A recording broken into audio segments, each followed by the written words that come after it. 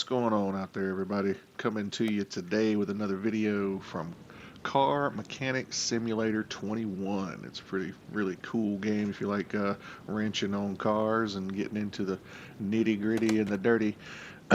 So what we got today is the Ford GT40 1965. Gonna be wrenching that thing from scratch. Looks like it's a beater. Gonna pick it up at auction here. It's the only one I could find. It took forever to find them. You got to go through all the garages and the auctions and the barns and everything to find vehicles to wrench on in this game. So this is a special request. So hopefully it'll be a good video for some of you folks if you like wrenching on cars and classic cars and things of that nature, and enjoy this video. Alright, as you can see here, we've got this old Ford beater here. It's a hunk of junk. It's all rusted out, beat up pretty bad. That's the way it showed up from auction.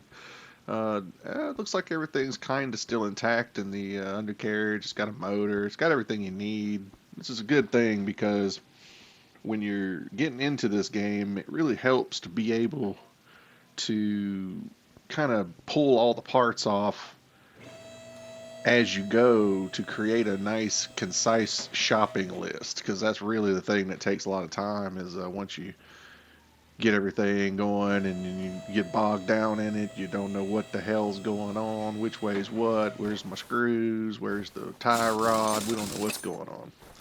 The cool feature in this game is you got rusty screws, and that's pretty neat. You have to drop a little WD-40 on there to get some of this stuff off. So actually stripping a car down is the most tedious process of the whole game, especially an old rust bucket. Everything's all rusty and gnarly and dirty, as you can see here.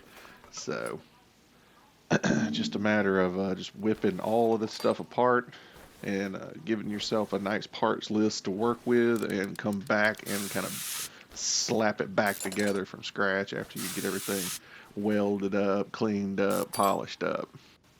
I'm not going to spend a whole lot of time on this section talking, so for pretty much from here, if you wanted to fast forward past all this removal process of that, but just that's what this is, and you'll see that pretty clearly. You can just fast forward right through this spot right here on the way down to the next section.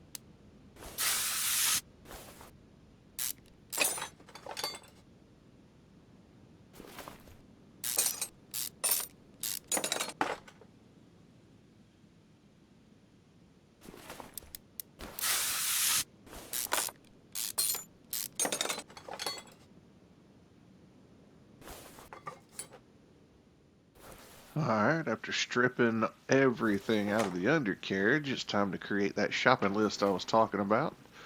And probably go ahead and just replace all those parts and get that out of the way before I move on to the engine.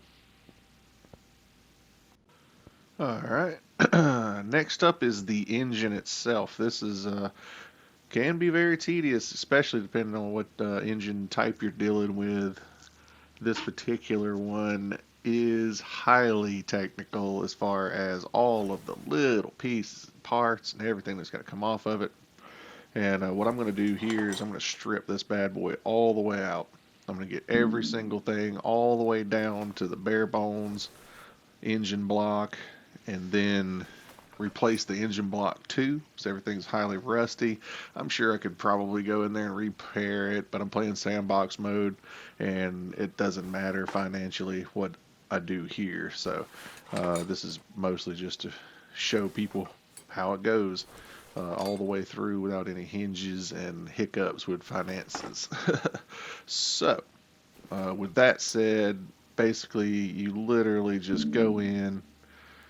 It'll give you little red lines, you know, which piece goes before the horse kind of thing. So you just need to pull it all off in order as it comes, especially since this is a rust bucket. It's going to be a lot of spraying bolts to get everything loose. It takes a couple of extra minutes to do all that. So it's pretty tedious. Takes a few minutes. You can definitely fast forward through all these little bits. I did not have a way to fast forward montage some of this stuff with the editor that I have on this video, so that's not a big deal. And yep, that's it. We're just gonna one bolt at a time, one part at a time, pull this whole thing apart all the way through until there's nothing left.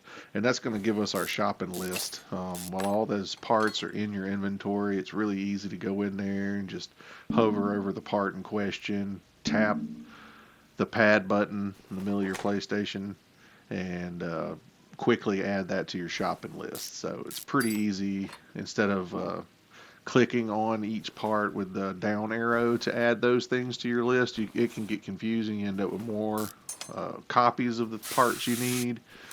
So I recommend going in, taking off the part you want, going into your inventory, and then adding those parts to your shopping list from there. And then get all the parts in your shopping list, and then slapping this bad boy back together is a couple of minutes versus, you know, piece by piece, shopping by, you know, part as you go, which is a strategy I've seen people do. So just a little advice on that.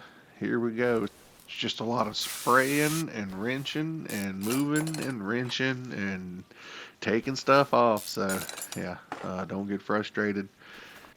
It's a very tedious game. That's why we play it, right? Just something to do to pass the time. One bolt at a time. Now, trust me, the payoff is awesome, though. You get to do burnouts in these things, rip them down the drag strip. I'm pretty sure I'm shooting for 8s on this car, but I just don't know until we get it rebuilt what I can add to it, what we can do. I have a feeling that it's so old school, can't really add ECU components, anything like extra.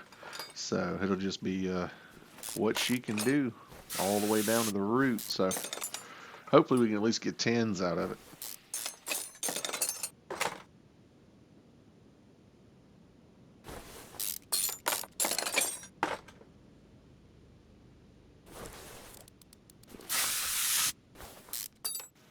Probably going to use up about, I don't know, 7 or 8 bottles of old water displacement number 40 on this teardown.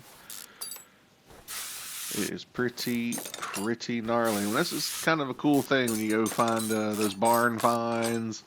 You get these old rust buckets out of a old dump somewhere, or a junkyard. It's pretty cool to just be able to just bring it back to the shop, rip every piece, part, everything down from the car to the base body. You got a welder, you can fix everything, get new body parts, because you can't actually repair a lot of that stuff without extra stuff going on. So yeah, it's every piece, part, down to the mechanics, the body, the glass, everything's repairable.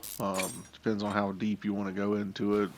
In sandbox mode, you pretty much have infinite money, infinite resources. It's just a cool way to kind of train and figure out how to do a lot of stuff outside of the story mode campaign. And so it's really, really nice to be able to do this and just rip everything apart. Just go buy all new parts and do it from that perspective. Otherwise, there is the repairing capability, which helps on the story mode, so you don't have to pay anything out of pocket. You can just go in there and repair a part. Boom, that's more profit coming to you as the story progresses, that kind of thing. So that does have its own little pieces and parts that help out. But right now in Sandbox, anything goes. It's all free for all. Might as well call it cheat mode. Just get that out your system, because that's really what it is. It's infinite money. Everything's there. You can just do whatever the hell you want.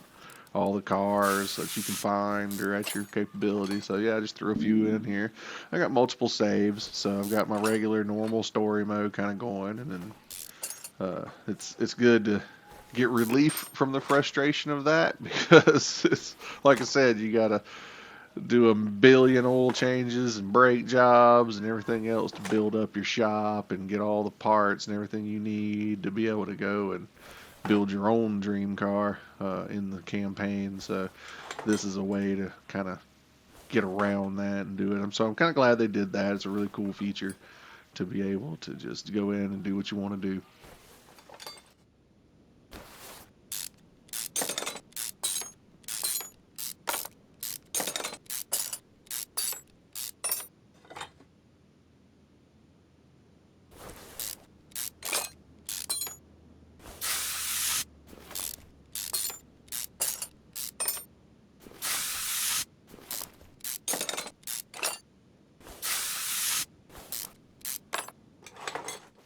So yeah, this is one of the features that's really nice as far as having the engine stand and just pull the motor out and being able to work on it at your leisure, separate, just on its own, because you can rotate it, flip it around, get all the different angles so you can see what you're doing. So working on pistons and all that kind of stuff on the rods, I just like to put that, rod caps rather, I like to put that up on its end, get that thing opened up so you can look down in it. And man, what a shit show in here. This thing looks like it's been under the ocean for about 3 years. It is a rusty pile. So definitely going to take a lot of extra squirts to get this thing off of here and cleared out. So, but yep, you're just clearing out all the parts. Like I said, you're just putting everything in inventory, every single clamp, every single cap, every single little piece, the rings, the rods, the shafts, every bit of it needs to just go right in the inventory. Don't delete anything until you're completely done with the teardown. And then soon as you're done with the teardown, that's when you just, cycle back through. You have filters on your inventory as well, so you can just put that condition down, so you have all the worst condition stuff right at the top, just in case you do have other parts in your inventory and you don't want to mess with that. So just isolate everything. So obviously everything that's just crapping down that you want to pay for to go ahead and replace, or whatever, or all of it, it's nice and easy to just boop, boop, boop, boop, center pad button, add every bit of that to the inventory nice and quick. So it takes moments to just compile that entire list. And that's why I recommend doing it rather than saying, oh, I know I need 8 spark plugs, and just click one spark plug, and then next thing you know, you have one spark plug in your shopping list where you need 8. Well, you can't do that unless obviously you have a steel trap memory and you know every piece and part that you already need. That's different. But a lot of people don't do that, so then you have to go back and look and see, oh, how many tie rods do I need? How many of these pieces? How many valves do I need? All these pieces. So that comes into play. So now here we go. We're going to start the rebuild after buying all of those parts I was just talking about. So We'll put that back upside down. Actually, I want to start from the camshaft. So here we go. Brand new engine block, brand new everything. So all I got to do is just walk the dog right back through it. The WD-40 is out the window. I don't need that ever again. Everything's nice and shiny, new bolts. And so now it's just a matter of literally swapping it all back together, and it's a lot faster than it was to tear it down.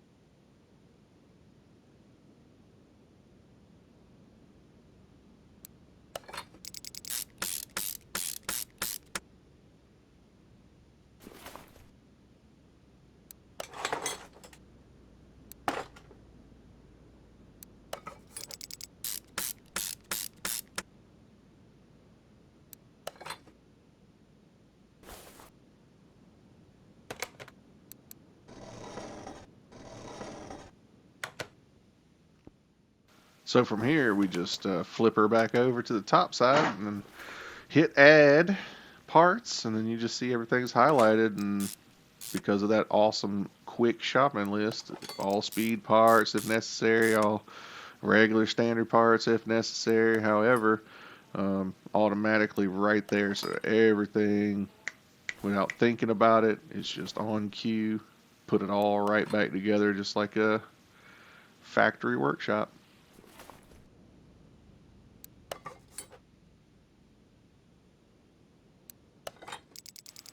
Yeah, just remember to click that like and subscribe. Thank you very much.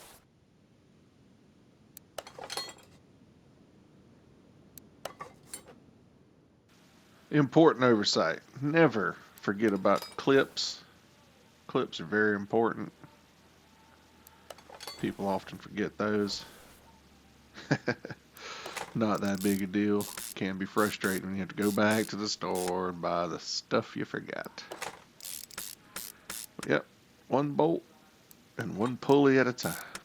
Slap that son of a bit back together.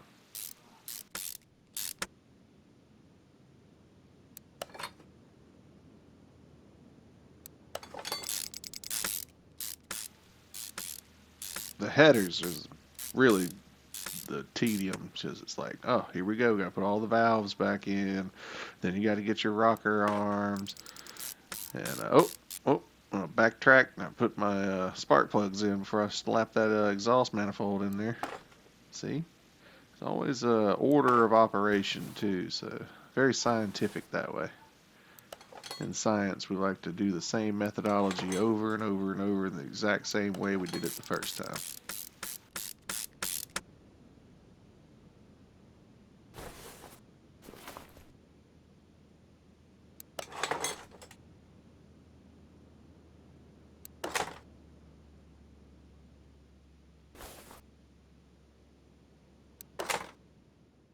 There's no exact science to it. I mean, for me, I like dropping the valve stems in and then coming back and doing the rocker arms after I put those in specifically.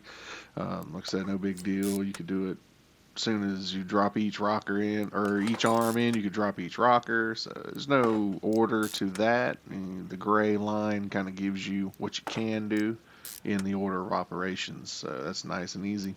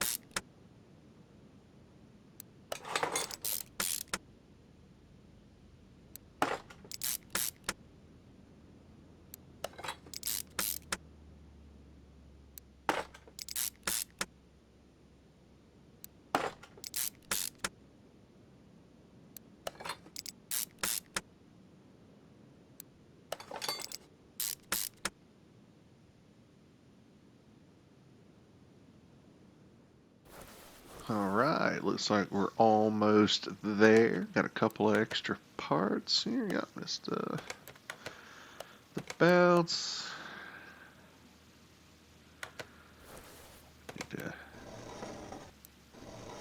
yep, everything looks good. Need to just go ahead and add these, finalize this.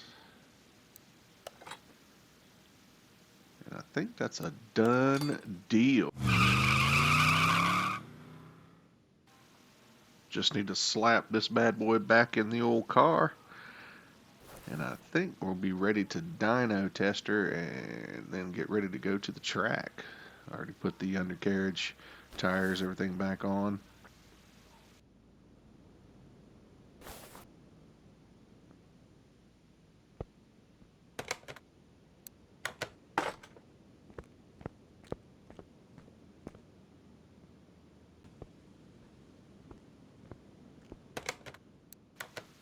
Yeah, it's a good feature to be able to see all the parts, make sure you didn't forget nothing on the way through. So go ahead and slap that bad boy into the old car there. Get rid of this, don't need that anymore. Alright, now slap all the rest of the parts back together.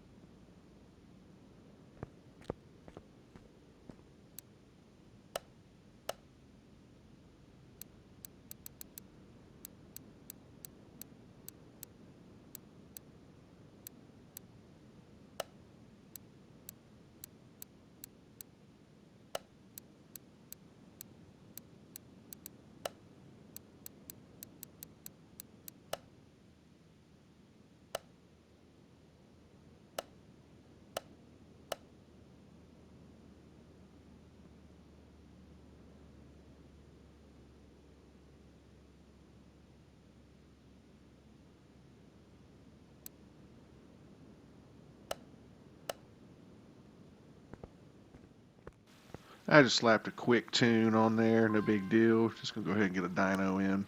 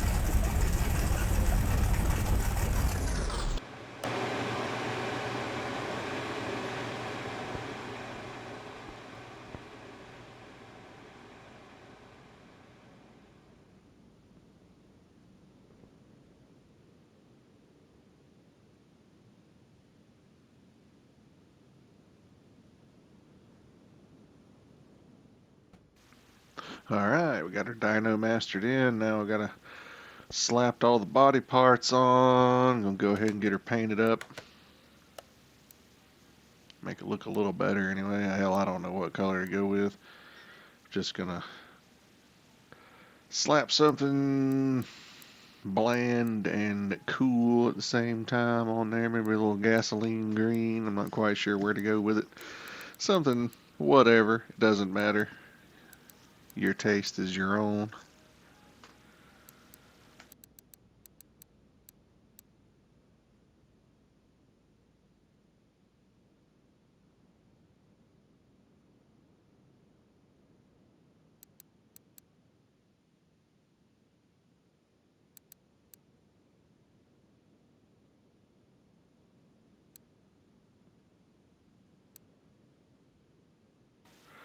Just all part of giving you guys a start to finish view of Car Simulator 21. Got a new feature. We got drag course on here now, so created the whole extra aspect of wrenching on engines, trying to top them out with speed parts, and actually run a 10-second car. So that's kind of neat.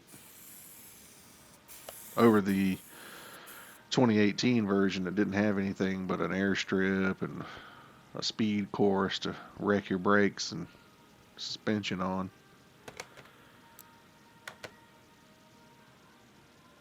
This thing needs a daggum racing stripe, you know what I'm talking about? That's exactly what this thing needs. Here we go. There we go. I think the black one. I could paint that any color, but I'll just go generic. There, that looks good. Alright, now that she's all painted up, looking good. Parts out, got a windshield, street legal. Taking her to the track next. Hell yeah. See if we can't get a 10-second car out of this thing.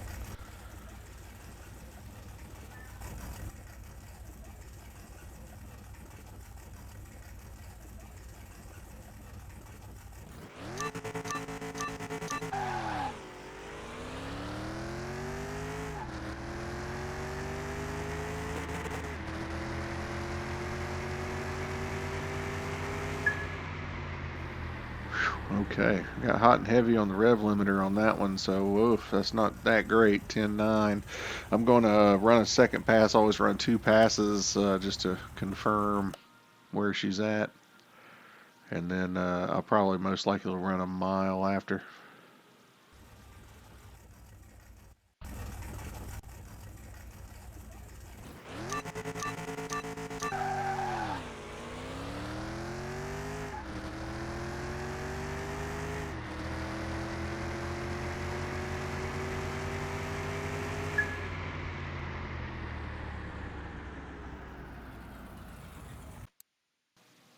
Alright, now we're going to run a mile just to verify top speed.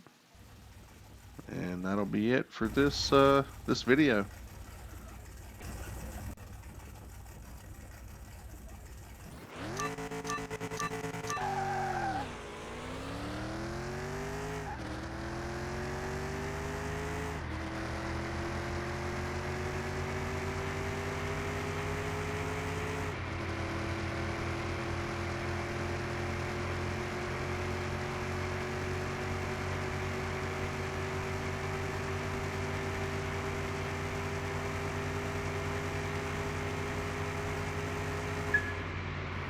That's it, start to finish.